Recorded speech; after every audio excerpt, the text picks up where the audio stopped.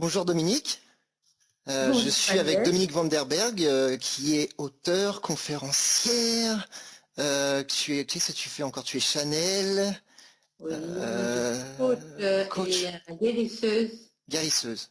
Voilà, donc ça fait un moment qu'on se connaît et puis j'ai décidé de faire une interview avec toi.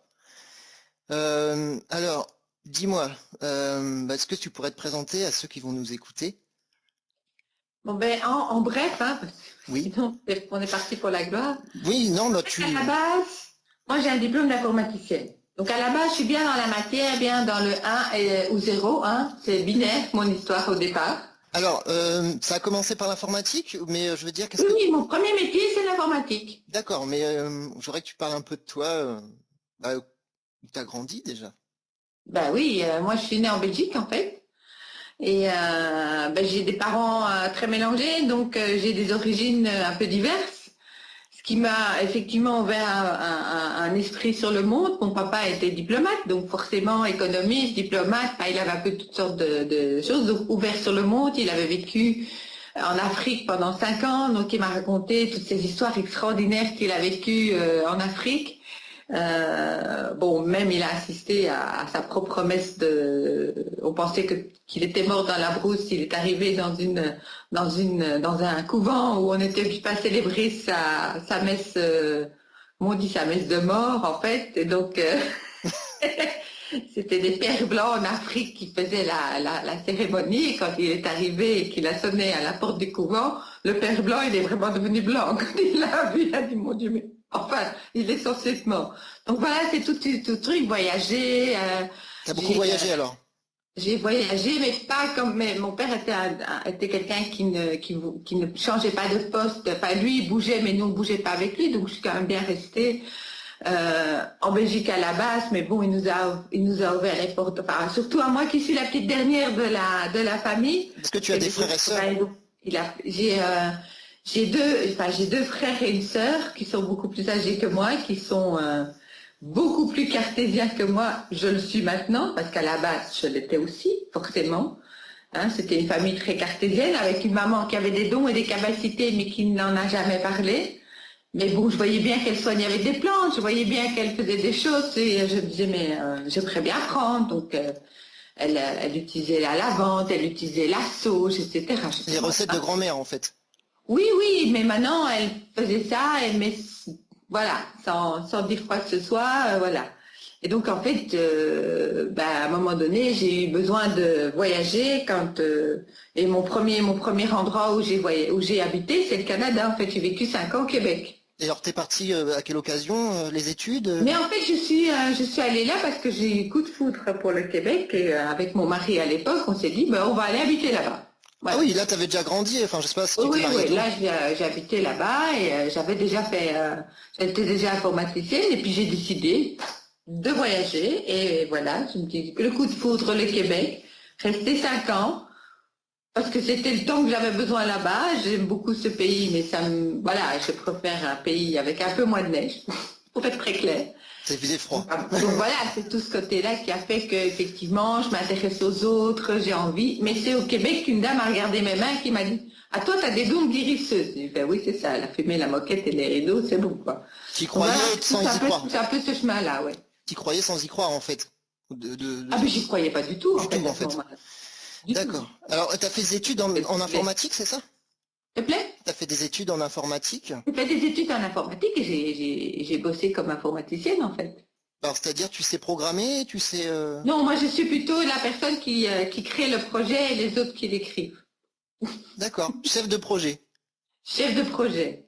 J'adore créer en fait. Mais déjà à la base c'était ça, mais oui. Et puis contact avec les clients, Mais j'aimais bien déjà le contact, donc j'aimais bien rencontrer les clients qui étaient parfois les services internes de la société, mais j'aimais bien ce côté rencontre, ce côté quelque part commercial d'une certaine manière, mais dans le bon sens du terme en fait.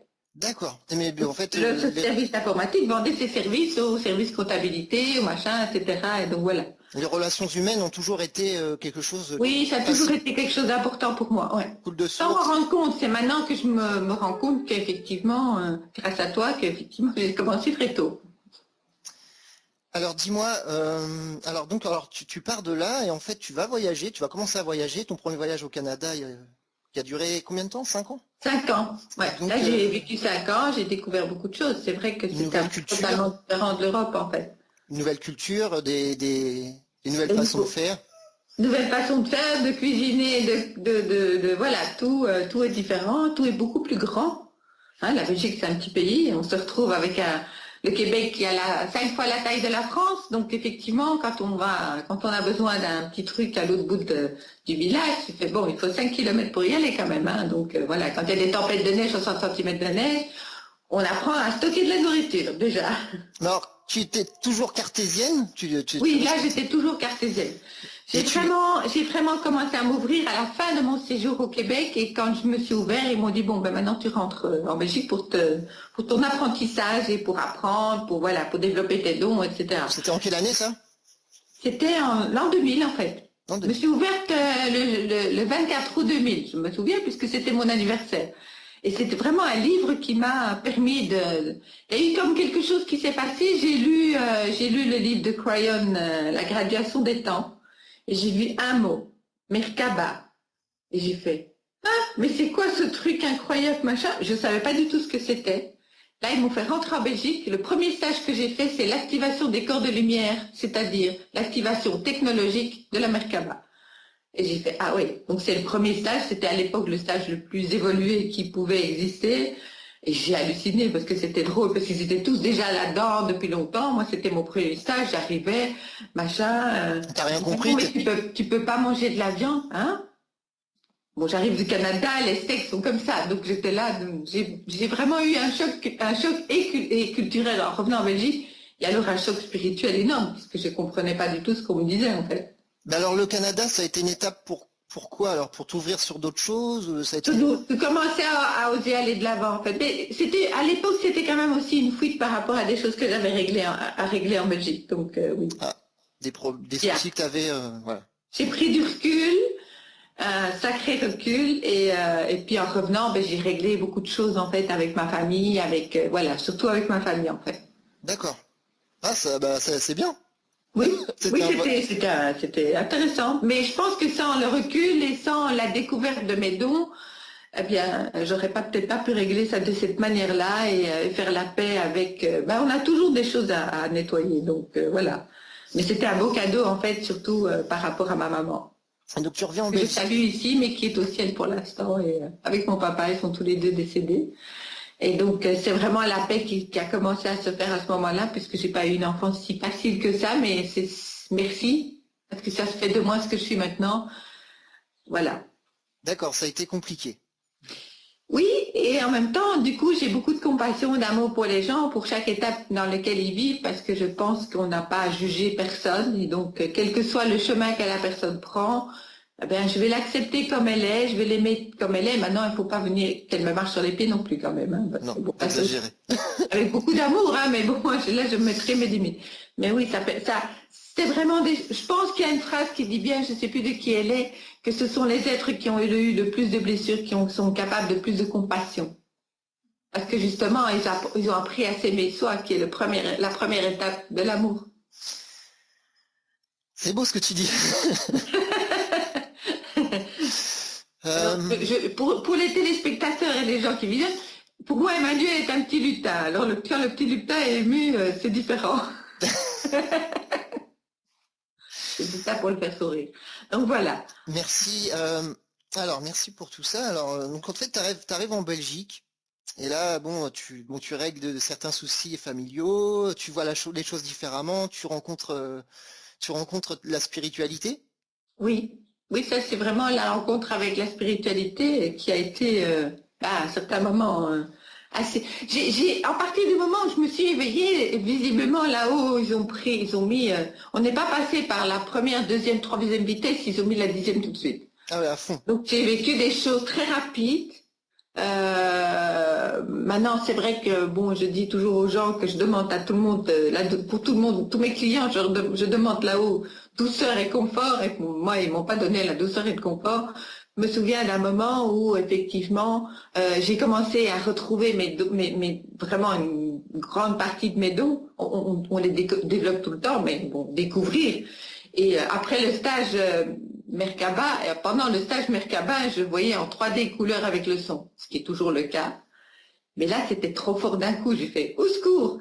T'as eu peur? Tu as eu peur? J'ai pas eu peur, mais du coup, je voyais absolument tout, puisqu'à l'époque, j'étais médium. Un médium, il voit aussi les âmes qui viennent de décéder, les esprits, les machins. Je dormais plus, en fait. Surtout que j'habitais dans un quartier de Bruxelles où il y avait effectivement énormément de drogue, énormément de crimes, etc.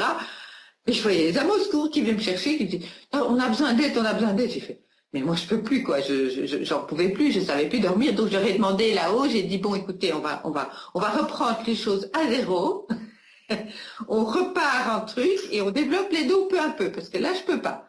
Là moi je sais pas, j'arrive pas, je sais pas gérer ça, donc j'ai vraiment demandé, et c'est aussi à cette époque-là où en fait j'ai demandé de couper ma médiumnité à un moment donné parce que c'était trop. Et ils m'ont dit, tu as le choix entre rester médium et devenir channel, puisque channel n'est pas un don à la base, c'est une construction. Et j'ai fait, ah, et c'est quoi ça? Donc j'ai fait comme je conseille à beaucoup de gens, j'ai posé beaucoup de questions. J'ai dit, mais oui, mais c'est quoi? Qu'est-ce que ça va apporter aux autres et à moi, etc.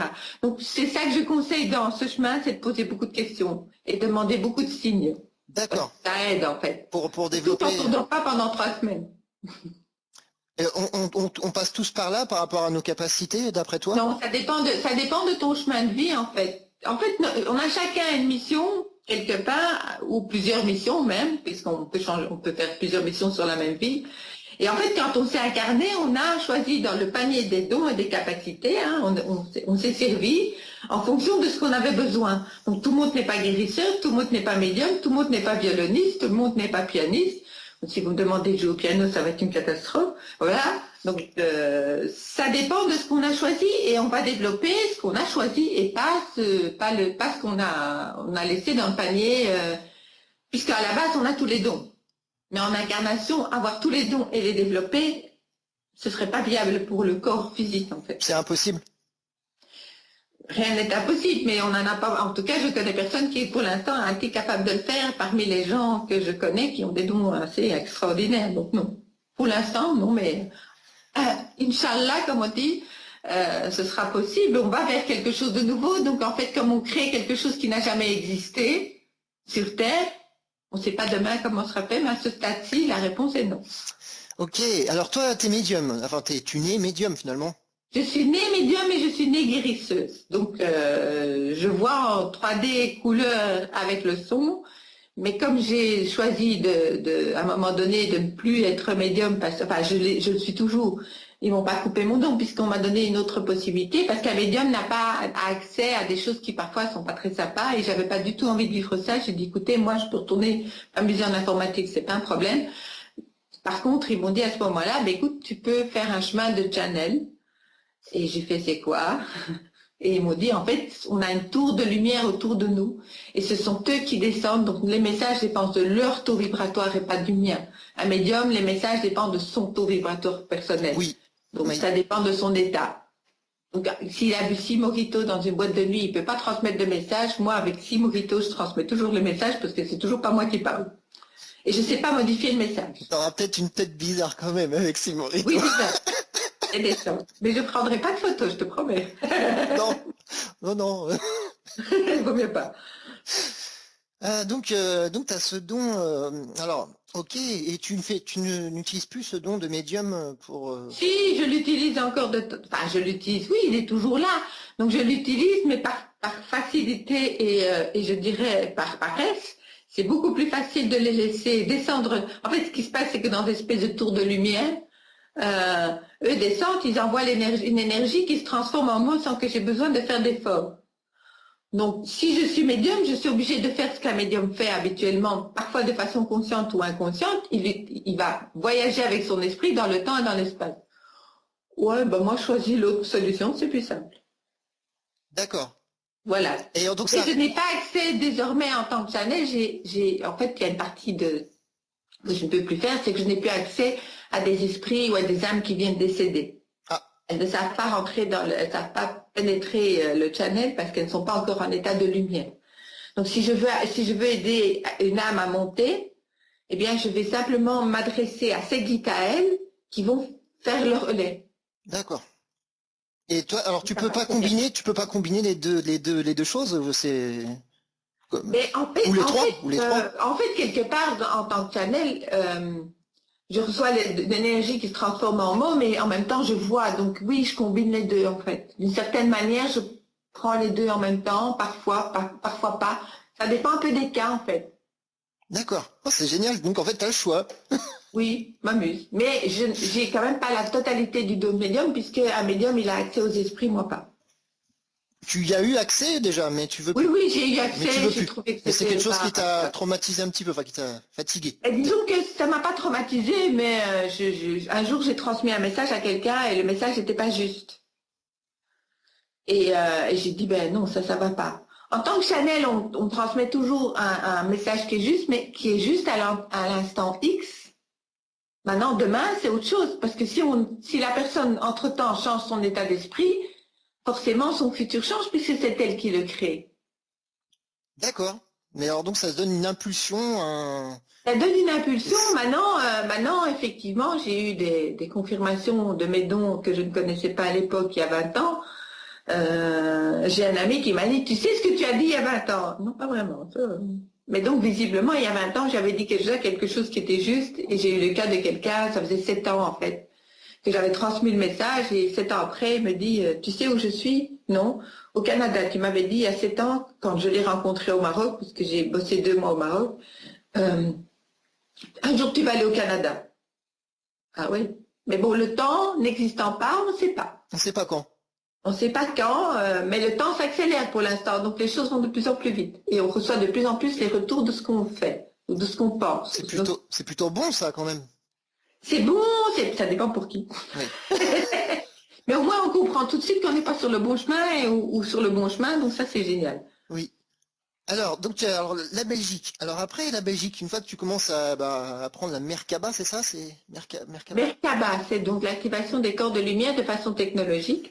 Mais là j'ai commencé à faire des soins, à transmettre des channelings, etc. C'est tout ce chemin-là qui a commencé, en fait, et recevoir des gens en consultation, et voilà. Donc j'ai eu un cabinet en Belgique et qui fonctionnait bien. J'ai eu des clients qui m'ont dit, oui, mais quand tu étais là, c'était sympa, mais une fois que tu es parti, c'est fini. Mais oui, parce qu'en fait, je suis quelqu'un qui aime bien, enfin, on me fait bouger, mais j'aime bien ça aussi. J'aime bien évoluer, j'aime bien grandir, j'aime bien apprendre. Donc oui, je ne reste pas statique. J'aurais pas pu continuer à avoir un cabinet et recevoir des gens Combien de tous temps les... le cabinet? S'il te plaît? Combien de temps ça a duré le cabinet? 4 ans. 4 ans. 4 ans à full time où là c'était vraiment, bon j'ai fait avant, mais là c'était vraiment full time, 4 ans. Et donc c'est génial parce qu'on voit les gens évoluer, etc. Mais à un moment donné, moi j'avais besoin de faire quelque chose d'autre dans ma vie pour moi. Alors qu'est-ce qui s'est passé ensuite? Ben là, je suis partie aux Émirats Arabes Unis, je suis partie à Dubaï. Parce que j'ai un ami saoudien qui m'a dit, oui, tu devrais quand même découvrir Dubaï, parce que l'Arabie Saoudite, une femme seule ne peut pas y rentrer de toute façon. Et donc quand je suis arrivée pour 15 jours de vacances à Dubaï, j'ai fait, ah, si que je vais revenir. Et donc je suis rentrée en Belgique et j'ai fait mes paquets, je suis arrivée à Dubaï. T'as tout de suite été charmé. Je connaissais personne quand je suis arrivée, je savais pas du tout quelle était la culture, la tradition. J'ai d'abord eu un choc culturel, c'est-à-dire quand je suis arrivée à l'aéroport, j'ai cru que j'étais arrivée à Bombay, en Inde, parce qu'il y a beaucoup d'Indiens, il y a beaucoup de Pakistanais, donc j'étais là. Hein? Je pensais que c'était un pays arabe, moi. Donc j'ai appris qu'effectivement, ils sont très peu et qu'il y a beaucoup d'expatriés qui bossent là. Et donc ça a été un chouette chemin.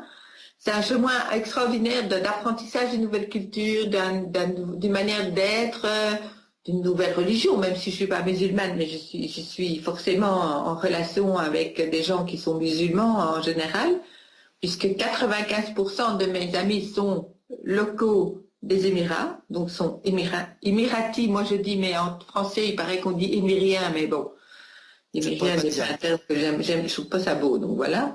Donc je dis émirati qui est le mot anglais. Ouais, c'est joli. Donc voilà. D'accord, et donc ils sont plutôt musulmans.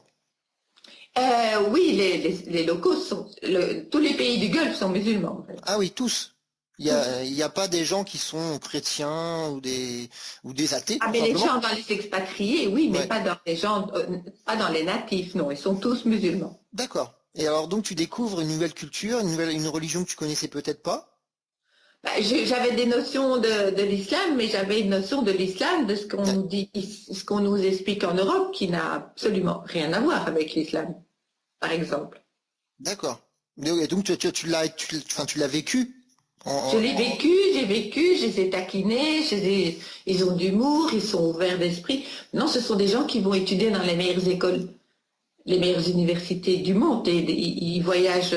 Bon, moi j'ai un ami qui étudie pour l'instant en Australie, j'en ai un autre en Angleterre. Enfin, ils vont dans les meilleures écoles et donc forcément, même s'ils restent traditionnalistes, bon, ils sont quand même ouverts au monde. Donc ils ont vu comment ça se passait en Europe, ils ont vu comment ça se passait en Amérique.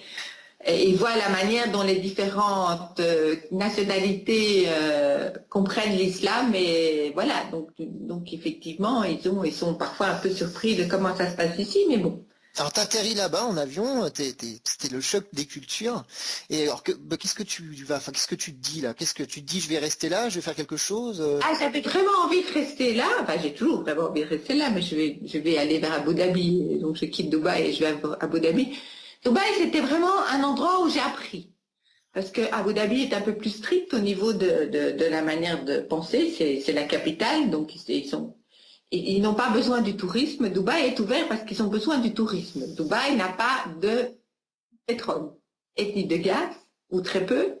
Donc ça veut dire que la seule revenu qu'ils ont, c'est le tourisme, c'est les finances, etc.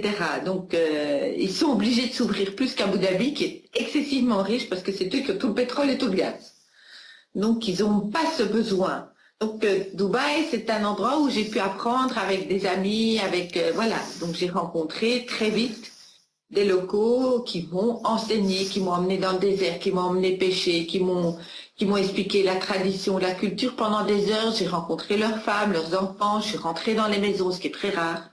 Ils aiment pas trop, ils se protègent parce qu'ils ont toujours peur de ce qu'on peut leur faire. Mais le fait que j'ai des dons, justement, m'ouvrait des portes que n'ouvrent pas d'autres personnes. Donc tu as pu voir comment ils vivaient, J'ai vu comment ils comment ils mangeaient. vivaient, ce sont des amis, donc j'ai rencontré 2 mois après mon arrivée un groupe de 30-40 Émiratis qui m'ont servi, qui m'ont servi de famille là-bas en fait. Et tu les as accompagnés dans leur vie en fait. Oui, c'est accompagné dans leur vie et ce sont des gens qui se retrouvent à un endroit dans Dubaï où ils aident les touristes à comprendre la culture. C'est déjà dans leur envie de transmettre, en fait, D'accord. enseigner. C'est génial. Moi, j'ai reçu un enseignement beaucoup plus costaud. Je leur faisais des soins. Ils savaient que j'étais médium, donc parfois ils me demandaient, dis, tu peux pas regarder dans mon jardin? J'étais à l'autre bout de Dubaï et je dis, oui, ok, je regarde dans ton jardin. Ah oui, il y a un problème là. Et ils me regardaient. Et pour eux, c'est normal, en fait. Donc, utiliser ces dons et ces capacités, pour eux, comme c'est un don de Dieu et Oui. qu'ils sont croyants, ben, ils me mettent en fait entre eux et Dieu. J'essaye de redescendre de ce piédestal parce que j'aime pas, mais bon, voilà, ça fait partie de leur culture, il faut que je respecte. Quelqu'un qui a reçu un don de Dieu, ben, c'est parce que Dieu a, d'après leur manière de voir, ce qui n'est pas du tout en Europe, où on est plutôt cassé, c'est dire, ben, elle a reçu un don de Dieu, donc c'est que Dieu a estimé qu'elle était spéciale. Utilise-le. Ah oui, ça c'est sûr. Ça, ils ont toujours encouragé à l'utiliser, en fait. Et alors donc t'as été à la pêche avec eux, t'as fait des choses avec eux, enfin, Ah, j'ai directement été dans le désert avec eux, j'ai logé. Alors ils m'ont pas fait loger sous la tente avec eux, ils m'ont fait loger dans un camping-car qu'un ah oui. monsieur m'a amené. Donc voilà, ils ont quand même ils s'installent à un certain confort. Et puis j'ai été jouer avec les petites motos dans le désert, dans les dunes. J'ai vu ce que c'était que le début d'une grande tempête de désert. On voyait des énormes rouleaux qui arrivaient, on est vite rentré. Donc oui, ils m'ont vraiment enseigné, on a parlé, ils m'ont expliqué les relations hommes-femmes. Voilà, moi j'ai blagué, j'ai rencontré un imam qui était d'origine pakistanaise, qui vit aux États-Unis, dont le chemin est de convertir un maximum d'Américains à l'islam, mais pas justement pas dans le même état d'esprit que les Émiratis. Et donc j'ai eu effectivement des discussions avec lui et je l'ai bien remis à sa place parce que je lui ai dit ben non, Et les Émiratis m'ont applaudi en fait, m'ont dit t'as raison. Voilà. Donc ils sont très très tolérants. Ce qui est effectivement dans la région la généralité, sauf l'Arabie Saoudite. Oui. Mais qui ne peut pas s'ouvrir. Tu as vu une grosse différence. Beaucoup plus qu'on ne le pense, mais c'est que vous n'avez pas les informations. Nous, on sait qu'il y a énormément de manifestations de femmes, etc. en Arabie Saoudite. Et en Iran aussi. Et en Iran aussi. Iran est notre voisin immédiat. Oui. Ouais. Juste en face. Oui, en Iran, moi j'entends souvent parler en ce moment, et il y a souvent des manifestations de femmes qui ne veulent Oui, plus le ça voile. bouge beaucoup dans la région. Oui. Ça bouge beaucoup dans la région, c'est clair. L'Iran, c'est différent parce que c'est un autre islam. L'Iran n'a pas, ils sont musulmans, mais ils sont autant l'Arabie Saoudite qui est effectivement sunnite, donc qui est vraiment liée au prophète Mohammed, autant les Iraniens sont chiites, donc ils sont liés à une autre partie de la famille du prophète. Bon, je connais pas tous les détails parce que c'est un peu compliqué, voilà, je veux dire, parce que chacun a un peu sa version, donc j'ai fait, oula, je vais peut-être pas essayer de savoir, mais c'est pas la même islam, et c'est vrai qu'ils ne s'entendent pas parce que pour les sunnites, les Iraniens ne respectent pas le prophète Mohammed, qui est leur prophète, donc forcément, du coup, il y a déjà un truc. L'islam des Iraniens est beaucoup plus dur. Tu crois qu'ils arriveront à dépasser ce côté religieux un peu? Oui, ils sont déjà beaucoup plus loin dans la spiritualité que les Européens. Hein. Non, parce que s'ils peuvent pas s'entendre juste pour ça, c'est grave. Oui, mais oui, mais ils sont occupés. De toute façon, on a les deux aux Émirats et ils bossent ensemble, hein, donc ça dépend aussi. Oui, ils sont occupés à dépasser ça. Ça dépend de la manière dont l'autre réagit. C'est pas dû à leur religion. C'est qu'il y a des chiites qui sont très durs et des chiites qui sont faciles accessibles. Moi, j'ai un ami qui est chiite et on s'entend super bien. Donc, ça dépend de la personne, en fait, beaucoup plus que... Et en Iran, c'est qu'on comme en Arabie Saoudite, ils sont quand même drillés à certains types de pensées. Mais de plus en plus, ils souffrent. Moi, j'ai des amis saoudiens, et ça souffre beaucoup. J'ai un ami journaliste saoudien, il me dit, mais tu serais étonné en venant ici des changements qu'il y a eu en 2 ans. J'ai fait, ah oui, mais je pense pas que je vais y aller pour l'instant. C'est intéressant de t'écouter sur ce sujet parce qu'il y a très peu de personnes en fait qui sont vraiment au courant, parce qu'il y a vraiment les médias qui transmettent certaines choses qui sont pas forcément justes, par exemple sur la Syrie et tout ça. Enfin. C'est parce que le but des médias. Je vais donner une petite anecdote sur les médias. En fait, j'ai habité 1 an au Liban. J'habitais dans la montagne, dans le côté chrétien. C'est fait comme ça, c'était pas que je voulais absolument. Liban, magnifique pays, 18 ou 19 religions différentes sur un territoire 3 fois plus petit que la Belgique, ça fait... Ouais, ça fait beaucoup, ouais. Ça fait beaucoup. Et donc, après une guerre civile qui a été très dure, donc moi j'étais dans la partie de Beyrouth, j'étais allée voir des amis à moi qui habitent dans la partie sud de Beyrouth, qui est la partie des camps palestiniens et du Hezbollah. Donc voilà. Et je discute avec eux, on papote, non machin, et puis je dis bon le soir je rentre dans ma montagne, parce qu'il fallait un certain temps pour rentrer. Parce que là c'est très court, mais bon, il n'y avait pas d'énormes moyens de transport à ce moment-là. J'arrive, j'allume la télévision, France Télévision, et je vois les Israéliens ont tué Cheikh Yassine, manifestation de Beyrouth Sud. J'ai fait, on ne doit pas avoir vu le même Beyrouth Sud. Il n'y avait eu aucune manifestation. Aucune. C'était un mensonge. C'était un pur mensonge, une pure invention. Donc voilà, maintenant quel était le but de ça, j'en sais rien, je ne me suis pas posé de questions, mais j'en ai parlé effectivement forcément avec mes amis, ils me disent, oh mais ça c'est pas la première fois. Donc voilà, ça c'est quelque chose que j'ai vécu de visu, il n'y avait pas de manifestation vers au-dessus, je regarde la télévision et je vois effectivement des films montrant des grandes manifestations. Et ça peut être un film qui a été fait une autre fois évidemment. Donc il n'y avait pas eu, ça c'est sûr. Parce que j'étais vraiment à côté, je veux dire, j'étais dans les camps palestiniens à côté de la cafétéria du Hezbollah, donc je ne pouvais pas être plus près. Donc en fait, oui, il y a quand même une manipulation par les médias et par je ne dirais pas manipulation, j'en sais rien. En tout cas, ça c'est un fait. Maintenant, je ne vais pas essayer de l'interpréter, c'est un fait. Tout à fait. C'est pas bon en tout cas. Donc je ne sais pas s'il y a d'autres choses comme ça qui se passent, mais en tout cas là, c'était clair qu'effectivement, oui, c'était pas réel. Ok. Et donc, alors là, tu es dans les Émirats, donc t'es resté combien de temps? Alors là, je suis restée 3 ans et là, je suis pour l'instant en France, T'es parti en France? T'es parti prenant un recul pour retourner pour rechanger des choses encore dans ma vie et pour aller vers Abu Dhabi, la capitale des Émirats Arabes Unis, pour plusieurs raisons, parce que forcément c'est la capitale et que comme j'ai envie de rentrer dans une zone différente de ma vie, donc je vais faire un documentaire sur ma vie sur Dubaï quand je rentre, pour montrer au monde qu'est-ce que c'est la véritable vie à Dubaï et pas tous ces reportages justement qu'on voit à la télévision qui montrent Dubaï sous un œil superficiel. superficiel, machin, esclavagisme des pauvres Indiens. On va bien s'amuser dans le documentaire pour montrer tout ça avec beaucoup d'humour et beaucoup de joie. Je vais répondre aux questions qu'on m'a posées sur les Émirats en France, en Belgique, et en me disant oui, mais bon, est-ce que les femmes peuvent conduire? On va te montrer qu'elles conduisent très bien d'ailleurs. Donc voilà, donc c'est tout ce côté, on va montrer le vieux Dubaï, on va montrer la culture, on va montrer la manière dont ils se comportent. Parce que contrairement à ce qu'on croit, la loi d'attraction, ils la connaissent bien, eux. D'accord. Parce que c'est comme ça qui fonctionne. D'accord, ils l'utilisent de manière... c'est quelque chose de courant chez eux. C'est quelque chose de courant, ils le font depuis, c'est inné chez eux, je pense, quelque part, mais en même temps, je n'ai jamais vu autant de stages de développement personnel qu'à Dubaï. Hein. D'accord, ouais, ça bosse dur sur soi en fait là-bas. Ah oui. Et en fait, l'Europe et l'Amérique du Nord a énormément à apprendre d'eux. Ils connaissent beaucoup plus de choses qu'on ne pense.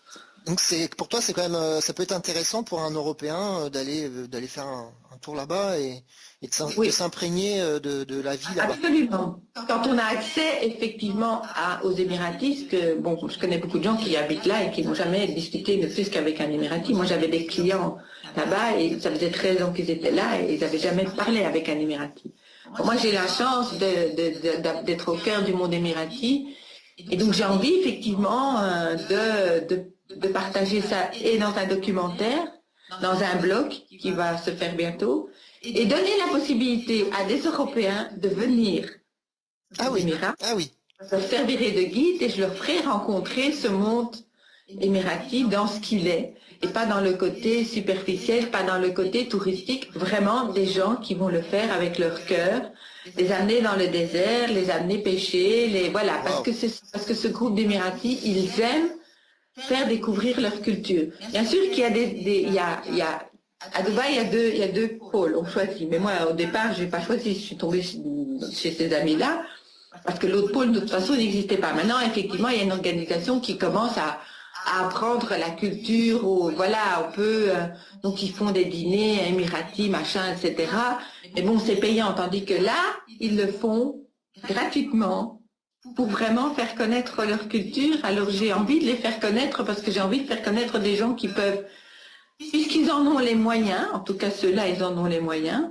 Tous les Émiratis ne sont pas riches, contrairement à ce qu'on croit. Ils offrent. Et j'ai envie de leur offrir justement cette visibilité, de dire voilà, des gens qui ont du cœur, des gens qui ont de la générosité. D'accord, il y a le côté qu'ils font maintenant officiel, etc., qui est reconnu par le gouvernement de Dubaï. Mais par contre, ces Émiratis-là sont sous la protection privée de Cheikh Mohammed, président de Dubaï, vice-président des Émirats Arabes Unis, premier ministre des Émirats Arabes Unis. Donc je pense que s'il l'a fait, comme c'est un visionnaire, il a choisi effectivement des gens qui ont du cœur et de la générosité, parce que ça, c'est vraiment l'image des Émirats. Ah, c'est génial. Enfin, moi, ça m'enthousiasme. J'aimerais vraiment participer, là, du coup, à ce que tu vas faire, là. Écoute, on en discutera après. Oui. Donc, ça donne vraiment envie. Et je me rends compte que tu aimes bien mettre en lumière les gens qui ont du cœur, finalement, ou les autres. Oui, je trouve ça important. Pour moi, c'est important. Je suis absolument pas complaisante parce que j'ai suivi un chemin avec les êtres de lumière qui sont tous sauf complaisants. Donc j'ai ça en ligne, ils m'ont expliqué, ils m'ont appris. C'est aussi un chemin pendant 15 ans d'apprentissage avec eux, et qui continue d'ailleurs. Et effectivement, j'aime les gens qui ont du cœur, mais quand c'est vrai, quelque chose qui est vraiment avec le cœur, pas des gens qui trichent. Dans ce monde spirituel, il y a tellement de guides spirituels, maintenant de coachs qui font allez-y, foncez, machin. Ouais, c'est ça. Mais c'est pas ça en fait. On est là pour d'abord s'ouvrir à soi-même, s'aimer soi. Je ne pas perdre ma voix. Pardon, quelqu'un comme... Et aimer les autres en fait. Mais si on s'aime pas soi, on peut pas aimer les autres. Et en fait, quand on voit ce chemin où maintenant c'est go, allez-y. Bon, je suis coach, je sais comment faire. Comme Anthony Robbins, par exemple, Anthony Robbins. Je connais pas bien Anthony Robbins. Je sais pas du tout. Je le connais pas bien. J'ai jamais lu de lui, mais bon, j'ai vu quelques vidéos. Je connais des gens qui bossent avec lui. Maintenant, ce que me compte, c'est le résultat au bout du compte. C'est pas ce que lui fait, c'est pas sa notoriété. C'est qu'est-ce que les gens après en retirent au quotidien dans leur vie. Ouais. Ça, c'est l'important. La flamme, la petite flamme, l'étincelle. J'en sais rien, je sais pas, j'ai pas de retour de ça et en fait ça m'intéresse pas. Mais par contre, ce que j'ai envie, c'est justement d'aller plus loin et plus vite, mais plus loin en profondeur.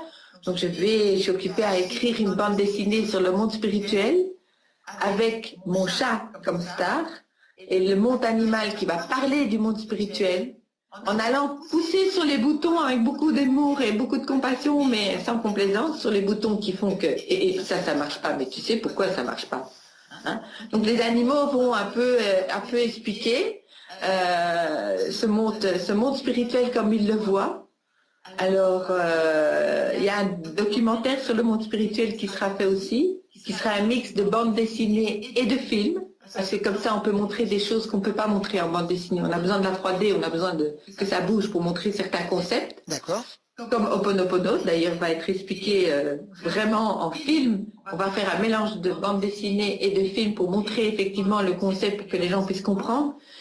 C'est en fait le chemin qu'a fait la prophétie des anges, où quand ils ont fait un film, ils ont montré les concepts et du coup on les comprend tout de suite. Mais c'est un peu ça, mais avec plus d'humour, plus de... Voilà. Bien sûr, il y aura de la technologie, l'informaticienne, elle est toujours là. Je pense qu'il n'y a rien qui passe de toute manière sans humour, un minimum d'humour. Voilà, je pense aussi. Je pense que ça a un côté très cœur, justement, l'humour.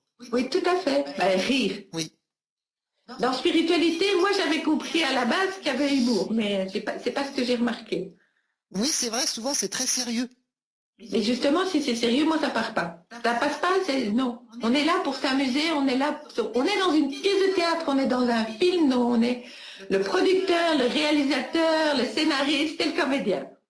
Donc si ça plaît pas, on revient, on fait bon, alors ce morceau-là, ça me plaît pas, ça va pas, ça va pas, on change. Parce que c'est nous qui créons notre film de l'intérieur. Donc arrêtons de croire que l'autre est faute. Donc oui, la BD, ça va être chouette, le documentaire aussi, avec effectivement une idée qui m'est venue de faire tout ça avec une bande son en 432 Hz qui est l'énergie, qui est en fait le son de la Terre. Le son de la Terre, l'énergie de la Et Terre. du coup, on va éveiller du monde tranquille, voilà, ceux qui voudront, mais ceux-là auront juste le message. Il est temps que tu te réveilles. La Terre a décidé de monter. Tu as le choix de monter avec moi ou de partir. Ah oui, c'est soit tu restes, soit tu pars. Ouais. C'est son corps à la Terre, donc elle a décidé de monter. Maintenant, si des personnes qui sont des entraves à son évolution, elle ne peut pas la garder. C'est comme nous, si on a des gens qui sont négatifs dans notre environnement, on ne va pas les garder si on veut évoluer. On va leur envoyer beaucoup d'amour, on va les accepter tels qu'ils sont, on va accepter leur rythme. Mais nous, si on a envie de gagner un 100 mètres, on ne peut pas accepter que quelqu'un marche tranquille et qu'on ne peut pas avancer. Enfin, c'est ça. Maintenant, on ne peut pas accepter pour nous, mais on peut accepter l'autre tel qu'il est, oui, avec son chemin, avec son rythme, voilà. Et le fait d'accepter son chemin, etc., ça nous fait aussi évoluer, hein, quelque part. Tout à fait. C'est un chemin d'amour et un chemin d'acceptation. Oui. Oui, je trouve que, enfin moi j'aime bien passer aussi par ces étapes-là parce que justement ça fait grandir le cœur et j'ai l'impression que c'est presque l'essentiel en fait qu'elle a. Ouais. Il y a une très bonne organisation en Californie qui s'appelle EarthMate, qui est en fait une organisation qui fait depuis des années des tests sur l'énergie du cœur. Et comment transformer le monde, et d'abord son monde, avec l'énergie du cœur. C'est extraordinaire ce qu'ils font. D'ailleurs, ils ont écrit un livre, qui, je ne sais pas en français comment ça s'appelle, malheureusement, je ne le connais qu'en anglais, parce que je vis en anglais aux Émirats et que j'ai tous les livres de développement personnel en exclusivité, mais en anglais, bien sûr. Donc, on les a un an à l'avance par rapport à vous, parce qu'on a beaucoup plus encore de livres de développement personnel que vous en trouvez en Europe, parce que tout arrive chez nous. Tous les grands du monde du développement personnel essayent de venir s'installer aux Émirats. Le nombre de fois on me demande « Oh, tu pourrais m'organiser un stage ?» Je n'organise pas de stage. Si tu veux venir, bienvenue, mais tu te débrouilles, parce que moi, non. Parce que c'est plus mon chemin. C'est vraiment, j'ai envie de faire avancer les choses un peu plus vite et un peu plus en douceur aussi. En douceur. Éveiller plus de monde en peu de temps. Moi, ce que je sens, c'est que tu veux faire avancer les choses en douceur, avec le cœur. Oui. Et en profondeur, surtout, la profondeur du cœur. Oui, et pas que, justement, on parlait d'étincelles tout à l'heure, et avoir relancé l'étincelle, et puis après, bon, débrouille-toi. Non, parce que du coup, on n'aide pas la personne, en fait. Et on la rend dépendante, du coup. Oui, c'est vrai. Bah oui, aux États-Unis, on regarde souvent. Chacun retrouve son pouvoir. On regarde aux États-Unis, souvent il y a des gens qui vont de développement personnel en développement personnel, qui vont de cours en cours et qui au final, bah, ils n'ont pas avancé. Mais non, parce que le principal, ils l'ont pas changé, c'est à l'intérieur d'eux. Et c'est là que tu vois que c'est du business, parce que les gens, bah, voilà, ils dépensent beaucoup d'argent. Non, on attire à soi ce qu'on a besoin, puisque la personne qui va dans ce business, qui va accepter ce business-là, c'est bien. Maintenant, il y a des grands maîtres du développement personnel, ils ont fait un livre qui est magnifique. Après, bon, c'est plus que du business, mais ce livre-là, il peut changer ta vie aussi. Donc, c'est toujours nous à rentrer dans nos intuitions et savoir si c'est bon ou pas pour nous. Ouais, il y a des très bons livres américains aussi. Hein. Oui, tout à fait. La magie de voir grand, par exemple. Oui. Moi, j'aime bien. Ben voilà, chacun son chemin. Moi, j'aime beaucoup le livre sur Ho'oponopono de Joe Vital et Zéro Limite. Ben voilà, maintenant j'ai pris ça, voilà, j'aime beaucoup Joe Vital, il envoie plein d'amour. Par contre, le reste ne me parle pas spécialement en fait. Mais c'est moi, peut-être que pour quelqu'un d'autre, c'est pas ce livre-là qui va être bon, c'est un autre qui l'a fait. Donc voilà, moi j'aime beaucoup Ho'oponopono parce que ça permet de rendre les gens indépendants. Maintenant, ça n'empêche pas qu'un choix énergétique, ça va faire avancer les choses plus vite. Mais on peut effectivement, comme disent certains, on peut y arriver tout seul. Maintenant, c'est pas gai, moi je trouve c'est gai de s'entraider, voilà. Mais c'est vrai qu'avec Ho'oponopono, alors j'explique Ho'oponopono, c'est une vieille méthode hawaïenne, pratique hawaïenne, de guérison, où dans le temps, les gens, quand quelqu'un était malade ou quand il y avait une dispute, tout le clan se réunissait et faisait Ho'oponopono parce qu'ils savaient qu'ils avaient une part de responsabilité dans ce qui arrivait. À l'intérieur d'eux-mêmes, leur mémoire et croyance avaient créé ça. Donc ils disaient 4 phrases, je suis désolée, pardonne-moi s'il te plaît, merci, je t'aime. Désolée d'avoir créé cette situation, pardon d'avoir créé cette situation, merci à ces mémoires d'être remontées pour que je puisse les nettoyer. Je t'aime, on nettoie. Le je t'aime nettoie. Je t'aime, l'amour nettoie. L'amour, c'est l'énergie la plus forte. Hein. On revient à l'énergie du cœur. De toutes les manières possibles, les pratiques qui vont se faire avec l'énergie du cœur seront toujours plus puissantes que les autres. Donc c'est vrai qu'on est un peu à la course. Je vois, je reçois plein d'informations à la course des méthodes, des pratiques, et on court et tel produit, et si on prend telle chose, ça va. Oui. Moi, je prends pas tout parce que je me dis, ben voilà, on n'est pas dans une course ici, c'est pas la compétition. On est là pour être bien. Donc la compétition, et aussi être cohérent avec soi-même. C'est-à-dire, ben, si on dit la viande c'est mauvais, va pas en manger en cachette, s'il te plaît, merci. Ah oui, je veux dire, c'est ça. Ça, c'est le côté médium, c'est-à-dire que quand je vois une vidéo avec un guide spirituel, je peux dire ce qu'il y a derrière. Alors dis-moi, tiens, bah, on parle de viande. Alors, je vais te poser une question sur ce sujet-là. Ah ben voilà. Parce que moi, je suis exposé à ça aussi dans ma vie actuellement, dans une cité naturelle que je vais peut-être intégrer. Ils parlent de la viande et ils disent, en fait, on veut diminuer l'impact du carbone sur la planète. Donc, les bœufs, etc., enfin, les animaux émettent beaucoup de dioxyde de carbone par leurs excréments, etc. Enfin, bref. Et donc, finalement, ça a un impact énorme sur la planète et ça la pollue, quoi. Alors, la planète est polluée par les pensées des êtres humains et non pas par le reste. Oui, Donc, en fait, comme on crée sa vie, on a besoin de nettoyer des croyances, justement, du genre de celle-là, oui, où on va à l'intérieur de soi et de dire, bon, d'abord, on arrête de prendre le pouvoir sur Gaïa, qui est capable de se nettoyer déjà toute toute seule. seule. Hmm. Déjà, à la base, Oui, arrêtons de croire que c'est une imbécile, ouais, elle a non. horreur de ça, Non. c'est très désagréable.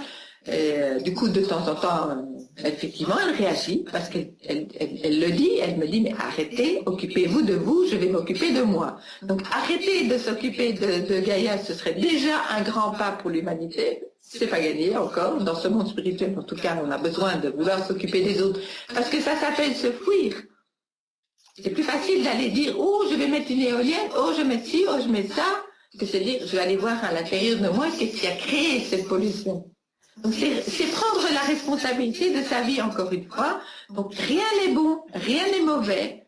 Tout est selon ce qu'on a à l'intérieur de soi comme intuition. Et c'est se regarder en face dans la glace et se dire, ah ouais, ça tu l'as créé, chouchou, tu vas changer. Alors j'aime beaucoup ce que tu dis parce que c'est vraiment au cœur de toi, de ce que tu transmets, m'as transmis aussi et ce que tu transmets sur ton Facebook. Oui.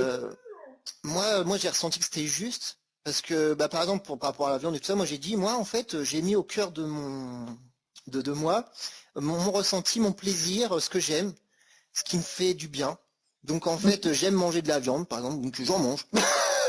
Voilà. Et puis c'est tout quoi. Et tout pour ça. Tout dans ma vie en fait doit passer par comment je sens cette chose devant moi. Est-ce que j'ai Voilà, envie c'est ça, c'est le ressenti. est-ce que j'ai envie de l'avoir dans ma vie? Est-ce que je veux le goûter? Est-ce que je veux essayer? Est-ce que ça me fait quoi là? Ça me fait du bien? Ça me fait du mal? Voilà, c'est plutôt ça en fait.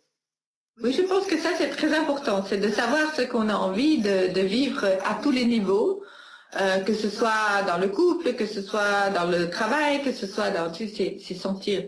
C'est sentir. En fait, la majorité des gens sont totalement sans racines, sans ancrage. Et donc, quand on n'a pas d'ancrage, on ne peut pas sentir ce qui est bon pour soi. Donc, on va dans ses croyances, dans ses peurs, dans... Voilà. Et peut-être le manque de dialogue aussi, de parler avec soi-même. De parler avec soi-même, tout à fait, de parler, de ressentir, et de rentrer à l'intérieur de soi, de juste parfois 5 minutes par jour, se dire, bon voilà, je prends du temps pour moi et je vais à l'intérieur de moi. Mais la majorité des gens ont peur. Par exemple, je vais donner un exemple de méditation que Vedanka va expliquer à tout le monde très bien dans la bande dessinée, parce que c'est elle qui m'a expliqué ça. J'ai fait, ah oui, les chats méditent maintenant. Oui, en fait, les chats méditent. Mais bon, Oui, ça c'est oui, c'est vrai. un autre truc. Elle me dit, en fait, quand on médite, on fait silence. Parce que commencer à chanter les machins, etc., qu'est-ce qu'on fait? On n'écoute pas sa voix intérieure. Alors la méditation, c'est en silence. J'ai fait, ah oui. Alors, je vais donner un scoop pour toi et pour les gens qui nous écoutent. Ben, il va y avoir un tome, effectivement, de la BD sur la méditation. Et la dernière page de la BD, ce sera Bletanka, forcément, en position de sphinx, face au sphinx, qui va dire, là j'ai trouvé mon maître. Le sphinx a 12 000 ans quand même de méditation, donc je pense qu'il peut aider pas mal de monde. Juste le clin d'œil comique, Oui. voilà. Donc ça c'est important de dire aux gens, ben voilà, essayez d'être dans l'humour, dans la joie, de sentir à l'intérieur de vous si ça vous parle. Sentez s'il y a de l'amour, parce que moi, je vois certains guides spirituels et les gens me disent, oh, mais cette personne, elle est remplie d'amour. Ah ouais. Voilà, où est-ce que je peux avoir un signe par rapport à cette personne? C'est comme ça que je fonctionne. Alors, je vais raconter une histoire, je vais essayer de la raconter de façon à ce qu'on ne devine pas la personne, parce que je ne peux pas. Donc, c'est quelqu'un qui recevait des messages d'un maître ascensionné. Oui. Et puis j'ai dit, mais je sens pas ce truc-là, c'est quoi ce truc, c'est où? Bon, alors c'était au début de mon apprentissage, on devait être en 2001, 2002, donc c'était vraiment tout début. Et je me dis, bon, ça c'est ton ego, tu te la fermes, et puis voilà. C'est comme ça que je me parle parfois, ouais, mais je dis, bon, tu te calmes, c'est pas, lui, ça fait longtemps qu'il est là, et voilà. C'est comme ça que je réagissais. Ouais. C'est comme ça que la majorité des gens réagissent. Et j'ai fait, oui, mais peut-être que toi, justement, oui, enfin non. Et puis alors, je demande à mes guides, alors j'ai fait, c'était une salle pleine, hein, là, je veux dire, il y avait du monde. Donc en fait, on dit, il a du monde, donc il est connu, donc il est bon. Eh ben, j'ai eu vraiment une très grosse surprise parce que j'ai demandé un signe. Alors là, je l'ai eu, le signe, ils se sont bien marrés là-haut. Ouais, on a encore une discussion à ce sujet d'ailleurs. Et à la fin de la conférence, moi j'ai vécu au Québec, donc je connaissais en fait, et le monsieur dit, moi quand je donne un stage, les baleines viennent me voir. J'ai failli dire tout haut. Et puis j'ai dit, mais attends, c'est un lieu de reproduction des baleines, t'en as 400, donc forcément tu vas en voir une. Ah oui, non, mais ça c'était... D'accord. Parce que ça était un public belge, c'était en Belgique à ce moment-là, et donc que eux ne savaient pas ça. Donc j'ai fait, ah ouais. Donc en fait, il ne reçoit pas de message de cet être-là. Et l'autre qui fait, ben non. Mais tu t'en doutais, mais toi tu as tes peurs, tes croyances, tu disais, ben oui, puisque la personne est connue, c'était au tout début, donc je crois que c'était même pas en 2002, ça devait être en 2001. C'est connu, il y a du monde, donc c'est bon. Non, parce qu'en fait, les gens qui vont aller dire des messages qui touchent, eh ben, les gens préfèrent éviter le message, ils n'ont pas envie. Donc ils vont aller voir des gens qui vont leur tartiner des choses. C'est pas pour ça que ce monsieur disait des choses qui étaient mauvaises, c'est pas ça en Il fait. recevait quoi alors? Il recevait rien? Qu'est-ce qu'il faisait? Mais moi j'ai lu ces textes, c'était très long, or que les êtres de lumière sont courts, précis, donc généralement plus de 15 lignes c'est non. C'est non. Donc au-delà de 15 lignes, 10-15 lignes, tu fais oui bon ça va pas être ça, c'est clair, c'est précis, c'est. Voilà. Il y a quelques exemples dans le livre que je viens de sortir, Message en Channeling, qui est en fait un livre qui est qui est un recueil de plusieurs textes que j'avais écrits comme ça pour aider les gens. Et puis là-haut, ils m'ont dit bon, on va en faire un livre, et il faut que ce soit rentable pour toi aussi, parce que tu donnes toujours tout le temps, et puis tu ne reçois pas. Oui, on revient aussi à ça, c'est qu'effectivement, les gens préfèrent des gens qui vont leur dire go, go, go, ta vie va changer demain, et puis non, elle ne change pas demain. Parce que si on ne se change pas soi-même, la vie ne changera pas. Donc ton livre, c'est se regarder dans la glace en fait. Ton livre, c'est Messages en channeling, c'est ça, hein? Oui. Et il est sur Amazon et en librairie. Il est sur Amazon. Et en librairie. Et en librairie, si on préfère aller en librairie. C'est plus sympa d'aller en librairie, je dirais, mais bon, on n'a pas toujours le temps et la possibilité.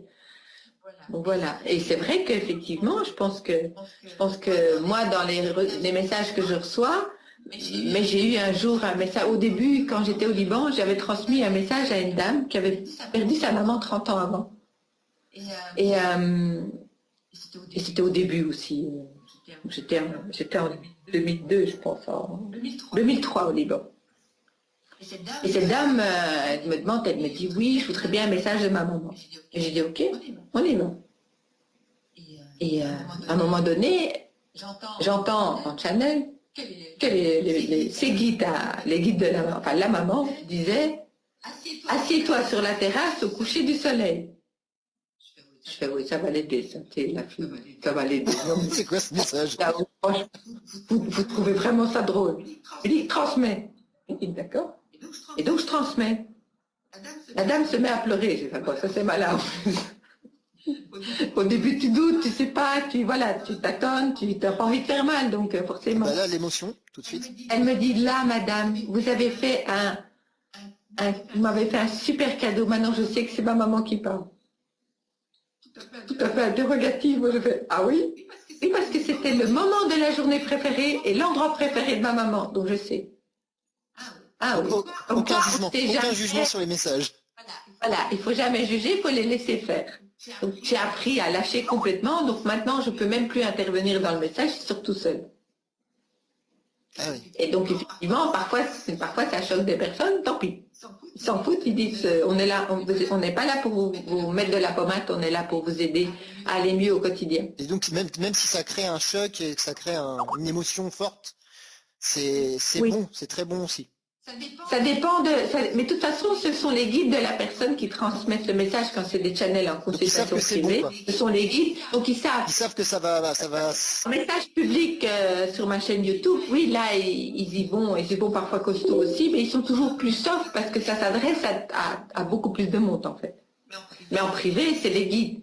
Donc c'est vrai que j'ai plein d'anecdotes et donc je vais écrire un livre sur mon chemin de guérisseuse parce que je me dis il y a tellement d'anecdotes, ça peut être vraiment drôle et ça peut peut-être aider d'autres personnes à aller dans ce chemin où ils osaient peut-être pas en voyant me dire cette personne elle a des dons.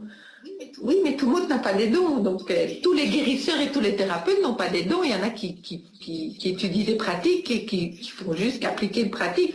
Mais un don, c'est un don. Et ça, c'est pas quelque chose qu'on apprend. C'est quelque chose qu'on a pris au départ. Qu'on a reçu. Non, tu le prends. C'est avant l'incarnation, tu connais ta mission. Tu reçois ton papier d'incarnation. Tu fais, ah oui, ça va être easy. Et puis quand tu es sur Terre, tu fais, non, c'est pas easy du tout, mais pas besoin, c'est autre chose. Et puis tu prends dans le panier ce que tu vas avoir. Tu prends les outils que tu vas avoir besoin pour accomplir ta mission. Ok, alors donc Donc physique fait partie d'une des outils, le choix d'être un garçon ou une fille, le choix de naître en France ou en Égypte, enfin tout ça, c'est des choses qu'on a déterminées avant. Et les dons, c'est pareil.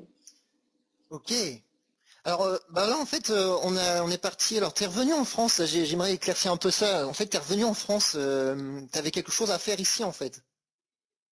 Et en fait, donc je suis d'abord passée par la Belgique où j'avais nettement des trucs à régler. Et puis en France, oui, je pense qu'il y avait des mémoires ici que j'avais besoin de nettoyer. Et puis je suis dans un endroit magnifique où je suis dans le sud de la France parce qu'il faut savoir que moi le froid c'est pas ma tasse de thé. Donc me laisser en Belgique pendant l'hiver, j'avais dit ah non non non non non. Et puis là, je suis dans un endroit magnifique où je rencontre effectivement de très très belles personnes qui sont tous en chemin. Et donc ça me permet de continuer à bosser sur la promotion du livre. Là, on va finir la carte postale du livre, puisque en fait, on va distribuer des cartes postales comme promo du livre avec un des textes du livre, parce que je trouve qu'encore une fois, Inspirant. c'est bien de dire aux gens, achetez mon livre, mais offre quelque chose en échange. Donc il y a un des textes du livre au dos de la carte postale. Donc c'est une carte postale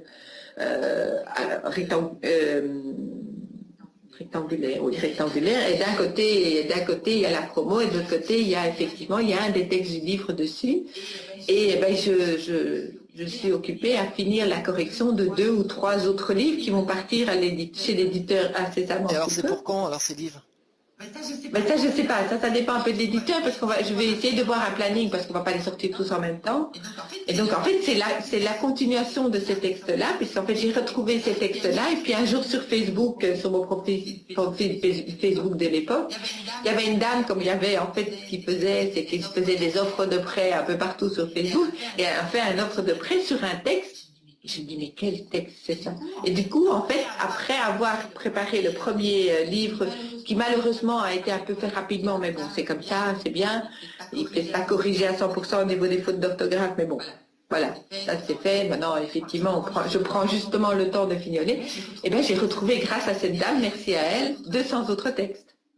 Donc je me dis, oula, mais t'en as écrit beaucoup toi finalement. Donc voilà. Tu penses... Il va y avoir 200 autres textes, et soit 2 ou 3 livres, ça dépendra de comment on va le faire, puisqu'en fait le livre c'est un texte d'un côté sur la gauche et de l'autre côté c'est des notes que les gens peuvent, un carnet de notes où les gens peuvent, je dirais que c'est un cahier de méditation, donc ça permet aussi de noter, d'avoir la place pour noter ses impressions et de voir au fur et à mesure si on reprend le texte, quelles vont être les nouvelles impressions et l'évolution. Donc c'est un livre qui évolue en même temps que vous.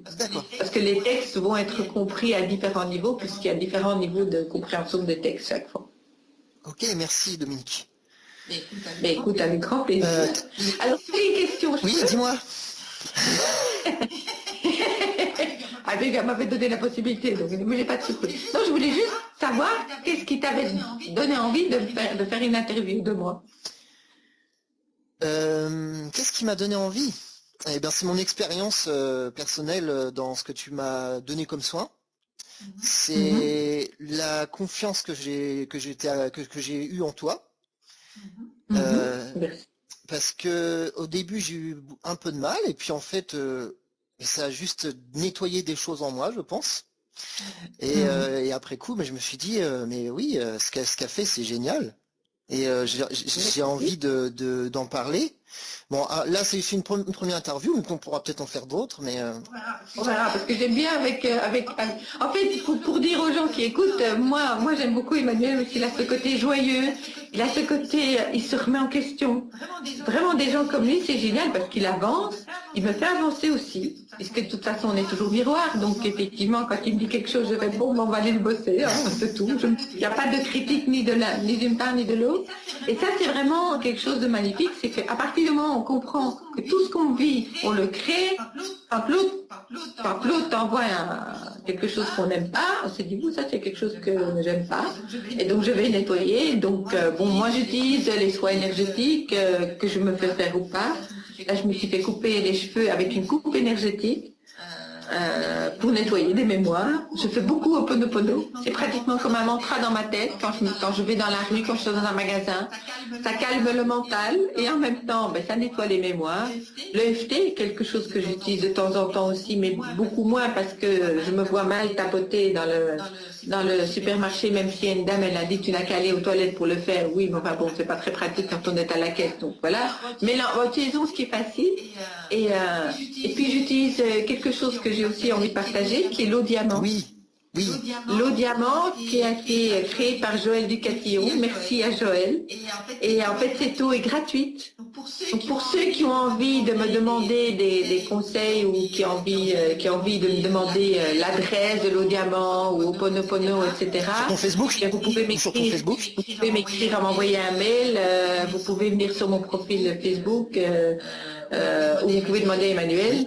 Donc mon mail c'est jasrah, donc c'est JASRAH @lechamdesanges.net, et je précise, c'est chant comme chanter, pas comme chant de patate comme on m'a une fois écrit quand même. Et j'ai aussi beaucoup aimé, en fait, je pense que dans le fond, t'es porté par des belles choses comme l'amour.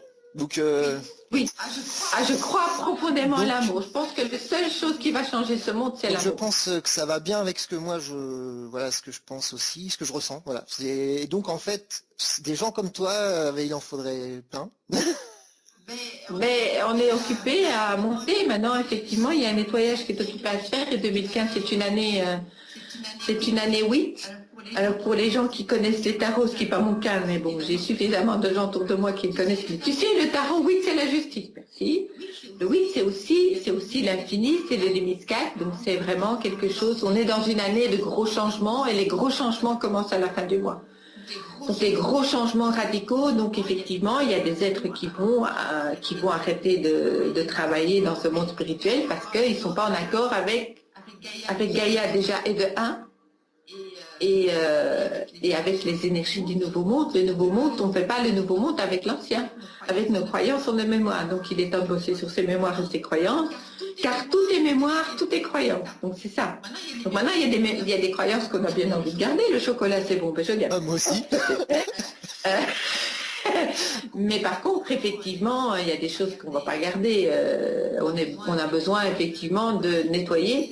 Et je vais aller même plus loin. Il y a peut-être des gens qui vont pas aimer, mais ça je m'en fiche. Ça c'est vraiment le cas de mes soucis maintenant. J'ai compris ça. L'astrologie est aussi une croyance. On a envie de la garder ou pas. Mais l'astrologie est aussi une croyance. La numérologie aussi. De prédéterminer on peut nettoyer. Puisqu'on crée un nouveau monde, on n'est pas obligé de créer un monde où on veut être assujetti à des choses qui disent oui, mais tu dois faire ça. Non, on ne doit rien du tout. On fait que ce qu'on veut. Et comme vous disaient les enfants, eh bien, c'est celui qui dit qui est. Ils expliquent bien les mémoires, les enfants. Ils connaissent. Donc c'est très chouette de pouvoir faire ça. Et donc il va aussi avoir un autre projet sur lequel je bosse avec un ami à moi qui va être aussi dedans. Eh bien ce sera une série de concerts qui s'appelle Pont entre deux mondes en français, The Bridge en anglais. C'est pour quand ça? Un chanteur et une chanteuse arabe, un chanteur et une chanteuse occidentale sur scène, un pont entre les deux, un ami à moi qui est musicien qui va jouer du moins pour Abu Dhabi et Dubaï, l'hymne des Émirats Arabes Unis avec les danseurs émiratis derrière, un ami acrobate qui va jouer sur un ruban et faire le lien entre les deux chanteurs. Et à l'arrière, j'ai vu dernièrement une vidéo où effectivement je vais projeter sur l'arrière de la scène les symboles tels que la fleur de vie, l'arbre de vie, on éveille, et la musique toujours en 432 Hz. Donc on est là pour effectivement créer un nouveau monde et on le crée avec du nouveau et pas avec de l'ancien. D'accord, mais c'est pas obligé d'être radicalement différent. Ça peut être un petit changement, un petit. Mais on fait pas tout en une fois, mais c'est vrai que ce monde nouveau, c'est vrai qu'on veut plus de guerre, donc il faut aller voir nos violences, nos guerres intérieures. On veut la paix, donc vivre en paix avec soi-même, c'est la première étape. On peut pas demander à des peuples d'arrêter de se battre, alors que la majorité des gens le font à l'intérieur d'eux-mêmes. Ouais. Donc on est là pour apaiser. Là, en fait, finalement, on va faire la paix en nous. C'est apaiser. Enfin, ben oui, tout à fait. On va arrêter de lutter aussi, c'est bien. On lutte pas, on est pour les bonnes choses, on est pour la paix, pour le bien-être, pour la santé, voilà. J'ai encore vu il n'y a pas longtemps, j'ai vu sur un site où la personne dit on va lutter contre la guerre. Oui, c'est ça. Alors, je reprends la belle phrase de Mère Teresa. Je viendrai vous voir quand vous ferez des manifestations pour la paix et non pas contre la guerre.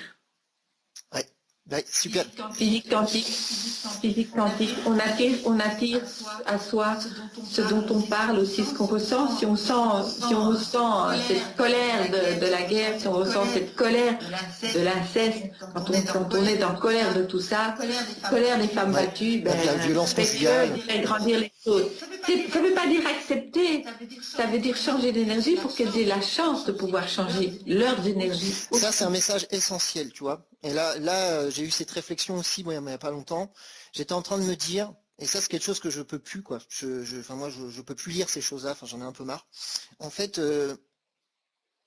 les gens réagissent à ce qu'ils ne veulent plus dans le nouveau monde. Ils disent, nous, on veut plus de ça. Alors, du coup, ils vont à l'inverse de ça, quasiment. Donc ça veut dire que ces gens-là, qu'est-ce qu'ils font? Ils restent dans l'ancien monde, ils ne viennent pas dans le nouveau. Mais oui, mais alors ça, c'est triste parce que ça part d'un bon sentiment. On dit on ne veut plus ça. Est-ce que ça part vraiment d'un bon sentiment ou ça veut dire qu'on veut contrôler les choses? Il y a une forme de contrôle, je pense aussi. Moi, à un moment donné, j'ai eu une discussion avec un monsieur qui disait je veux le nouveau monde. On va faire une constitution. Pardon. Le nouveau monde, c'est responsabilité. C'est apprendre à chaque être à se responsabiliser. Donc on n'a pas besoin de constitution. Et d'ici, on va contrôler, on va faire des trucs et des machins. Je lui ai dit tout simplement. J'ai dit ça c'est l'ancien monde, tu y restes dedans, c'est ton choix. Mais c'est ton choix d'âme, c'est l'âme qui choisit de rester ou de partir en fonction de la personnalité qui veut ou pas avancer. Oui. Et en fait, c'est un message très dur pour les gens. Oui, mais c'est dur. En fait, c'est dur en plus à transmettre qu'en final, de réagir à l'inverse de ce qu'on ne veut pas, c'est aussi un extrême. C'est aussi un extrême qui va être désagréable aussi, je pense. Mais en fait, quand quelqu'un est contre le cancer, il fait grandir le cancer. Ouais. À l'inverse, s'il est pour la santé, il fait grandir la santé. C'est quand même plus. S'il est contre la pauvreté, il fait grandir la pauvreté. S'il est pour la richesse pour tous, et le mot richesse ne veut pas dire la même chose pour chacun. Donc chacun aura sa richesse puisqu'il va la créer. Mais on lui donne la chance de pouvoir le faire. Sinon, ça reste dans les égrégores collectifs et dans les égrégores personnels. Mais est-ce qu'on peut se retirer de l'égrégore collectif et seulement bosser sur le soi, et on va vivre dans l'abondance, on va vivre dans la paix, même si autour de soi on a la guerre et la pauvreté.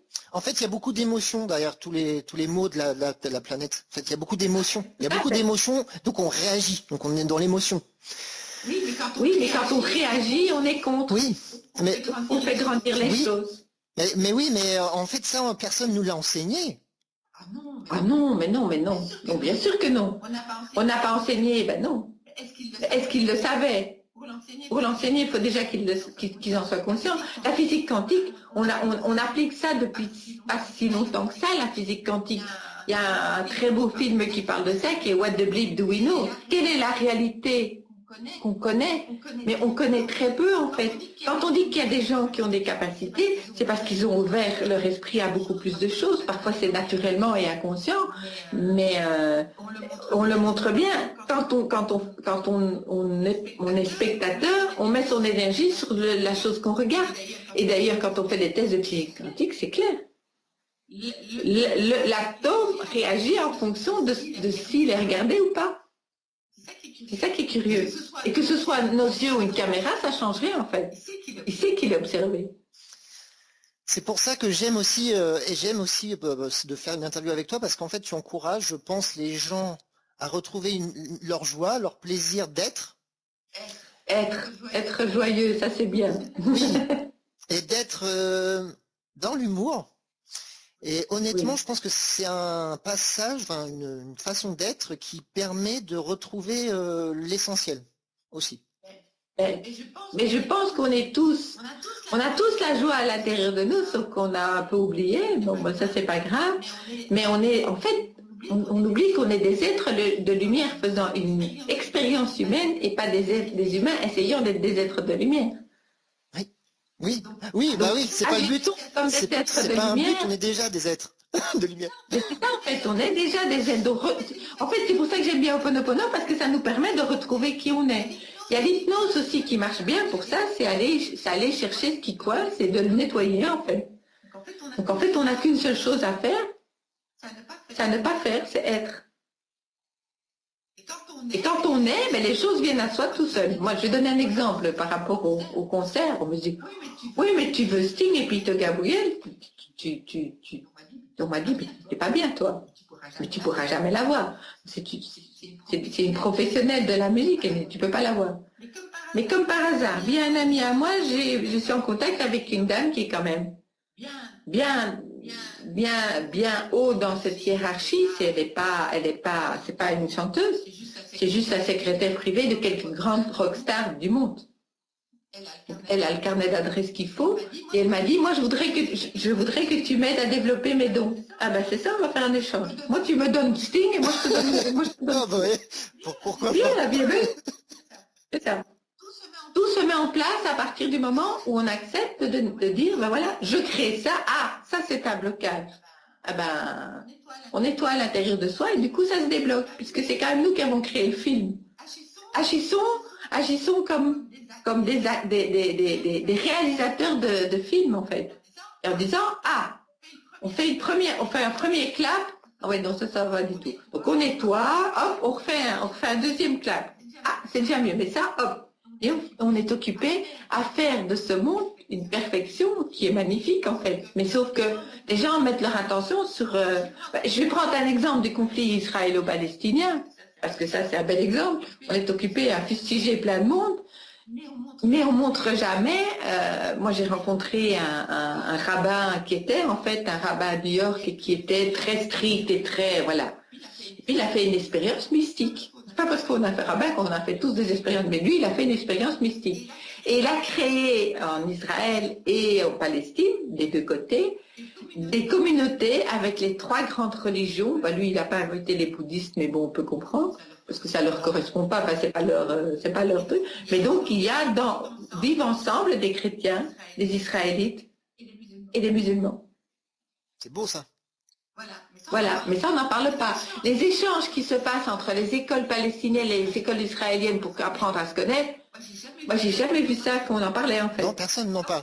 Personne ne met en lumière ça. On se concentre sur tout ce qui fait peur. Voilà. Quoi. Mais c'est à nous à accepter une information ou pas. Voilà, c'est à nous à trier. Quand on regarde la télévision, on est passif, donc on absorbe tout. Quand on regarde un écran d'ordinateur, on absorbe tout. Si les gens me disent, oui, mais je regarde tel site, il y a des trucs qui sont pas mal, mais la majorité, c'est pas bien. Mais ton inconscient, lui, il absorbe les 100%. Oui, c'est vrai. Donc il y a des sites sur lesquels, oui, il y a des très belles choses, mais j'y vais pas parce que j'ai pas envie d'absorber le Moi, reste. j'ai vu une très belle chose qui vient de la France. Tu as des parlementaires, je crois, ou des députés qui sont partis en Syrie. En style. Et en fait, sont partis renouer le dialogue.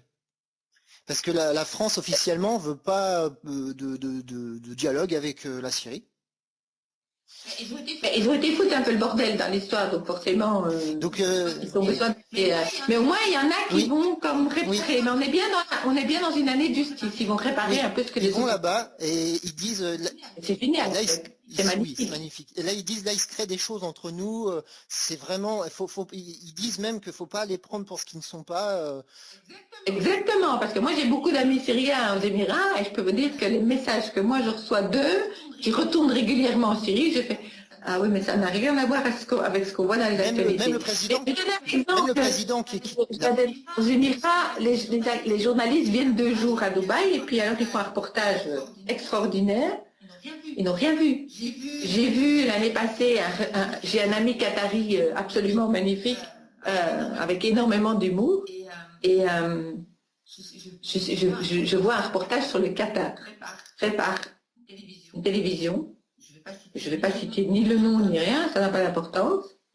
Et en fait, ils ont interviewé que les expatriés, pas un seul Qatari. Donc je lui envoie un message et je lui dis, bah, écoute, il n'y a pas de Qatari. Au Qatar, tu t'es foutu de moi, t'es pas Qatari, t'es expatrié. Il me dit, mais quoi? Je dis, écoute, je viens de voir un reportage, on a absolument interviewé que des expats qui sont là depuis 2 ans, depuis 1 an, qui ont peut-être même pas vu un Qatari, comme aux Émirats. Je dis, et c'est ça qu'on dit que c'est ça le Qatar? Mais qu'est-ce qu'ils en savent que c'est le Qatar? Pour ça, il faut y aller, il faut aller au cœur du Qatar, il faut y aller. Moi, je connais pas le Qatar. J'ai juste un ami qatari, voilà. Je connais pas le Qatar, donc je vais pas discuter du Qatar. Je connais pas la différence entre les Émirats et le Qatar. La seule chose que je sais du Qatar, c'est que c'est une ancienne province d'Arabie Saoudite qui s'est dissociée de l'Arabie Saoudite. Point. Comment? J'en sais rien. Quand? Pour quelle histoire? J'en sais rien. Mais en tout cas, je ne vais pas parler du Qatar que je ne connais pas. À Oman, j'ai été quelques fois. Maintenant, je ne connais pas Oman vraiment suffisamment que pour dire je vais faire un documentaire sur Oman. Peut-être qu'un jour, je ferai un documentaire sur Oman. Mais en tout cas, Dubaï, je connais, donc je vais montrer tout ce qu'on a dit. Et que j'ai un ami indien, qui est acteur indien, qui va jouer le pauvre esclave dans les constructions, pour montrer que c'est pas ça du tout, que c'est pas vrai ce qu'on dit. Donc on va vraiment montrer les bons et les mauvais côtés, mais on va montrer des choses plus vraies. Voilà. En tout cas, ouais, tout du moins mettre une belle lumière là-dessus surtout sur ce qui est juste, quoi. Enfin. Voilà, montrer la réalité, point. Non, encore une fois, c'est ma réalité, c'est en fonction de mes mémoires et de mes croyances. Donc de toute façon, il n'y a jamais une vérité, il y a juste une envie de montrer les choses autrement. Oui, c'est ça. En fait, sous un angle différent et pas sous un angle perturbé, par exemple. Voilà, c'est ça. Avec une belle musique, d'un très bon musicien, passant en 432 Hz, permettant d'éveiller les gens. Les gens iront voir parce qu'on parle de Dubaï, et en même temps, ils auront une musique qui sera jouée en 432 Hz. Et qui, quand elle passera dans les festivals, sera jouée live par les musiciens. Ok. Bon, mais il y a énormément de choses qui arrivent. Comment? Un peu en gros, ma vie. Ah bah ça fait... Ça fait du boulot, oui. Et puis il y a un chat qui s'amuse bien. Aussi. Et qui va cet après-midi bosser sur la BD. Bon, voilà, je vais la faire un peu bosser. Parce que c'est elle qui dicte la BD, en fait. Donc c'est de la communication animale pure. Parce qu'elle me raconte des choses que je ne suis pas censée savoir. Donc elle me raconte des trucs avec des dragons, je fais ah oui. Ah, les dragons, ils font ça. Ah, intéressant. Donc j'apprends en même temps. En fait. Ah, donc ouais, tu vois, ça aussi, je l'ai appris il y a pas longtemps, les dragons, etc. J'ai entendu parler d'eux. Ils sont sympas, hein, dragons. Voilà. Bon, je suis content d'avoir fait cette interview avec toi. Moi aussi, avec toi, je suis... voilà, c'est joyeux. Merci. Mais en fait, j'essaie de mettre l'accent sur ce qui est beau. Bah oui, mais c'est comme ça qu'on le fait grandir. Voilà. Mais je te remercie, Dominique. Merci à toi. Merci à toi. J'invite les gens à aller sur ton Facebook, à aller sur ton site internet lechamp-des-anges.net et puis aller dans les librairies voir ton livre. Voilà. Et puis voilà, je te remercie beaucoup pour de m'avoir accordé cette interview. Moi je prends ça comme un jeu. Voilà, c'est. Et moi aussi, je vois ça comme un jeu, voilà. Un jeu sérieux et spirituel. Oui. Mais je pense qu'on pourra parler d'autres choses enfin voilà, je pense qu'il y a d'autres sujets que tu peux aborder. Oui, oui, tout à fait, avec grand plaisir en tout cas. Le lutin. Merci. Au revoir. Au revoir, à très bientôt tout le monde.